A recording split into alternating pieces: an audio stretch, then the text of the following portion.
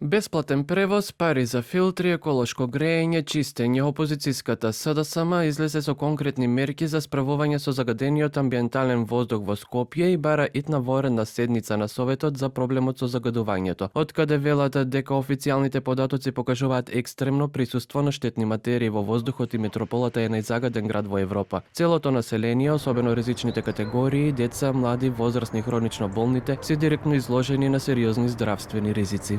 Затоа бараме прогласување на еколошка и здравствена кризна состојба во градот. Бараме да се донесе одлука со која намалувањето на загадувањето на воздухот се утврдува како приоритет. Да се даде приоритет на финансирање на мерки од градот Скопје, бидејќи досега не се инвестираат средства во проекти за почист воздух, а граѓаните се оставени сами на себе. Веројатно ова е поради изјавите неодамнешни на премиерот Мицкоски дека воздухот во Скопје, замислете, почист и од воздухот во Виена. Тоа мора да се промени веднаш. Веднаш за здравјето на скопјани, бидејќи за нив се работи за половина милион жители, деца, возрастни, млади. Едноставно, сите сме засегнати.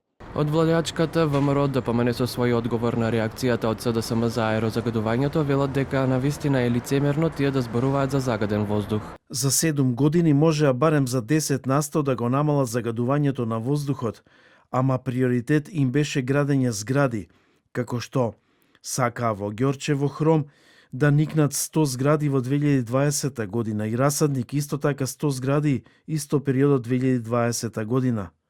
Разликата меѓу ВМРО ДПМН и СДС се гледа и во рейтингот. Од СДСМ се децидни дека ВМРО ДПМН не може да помогне од фактот дека скопјани се гушат во загаден воздух, а владата не преземала ништо, за тоа и прашуваат каде исчезнала ветената милиарда од премиерот за чист воздух и намалувањето на загадувањето за 50%.